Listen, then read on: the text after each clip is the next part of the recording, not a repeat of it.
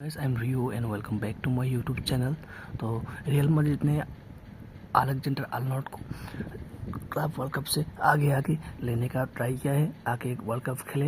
ये एक न्यूज़ है जो रियल मैड्रिड ने, जो फेब्रिजियो रोमानो ने बता दिया। क्लब वर्ल्ड कप आगे उनको चाहते हैं रियल मैड्रिड। और दूसरी न्यूज़ ये है कि Angel Di Maria, the legend, the world cup winner, जिन्होंने अपने बॉयहुड क्लब रोजारियो सेंट्रल के लिए साइन कर चुके हैं as a free agent. It's big breaking news and happy for him.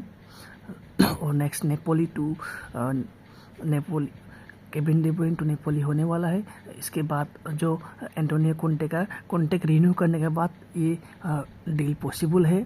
और दूसरा जो Massimiliano Allegri to AC Milan, new coach बन चुके हैं मैसिमिलियानो एलेग्री। और दूसरा जो न्यूज़ है ये देखिए, लियाम डेलाप मैनचेस्टर के साथ लिंक थे, अभी चेल्सी ने उनको खरीद दिया है, जो 30 million release clause trigger activate करके खरीद दिया है। तो थैंक यू गाइस।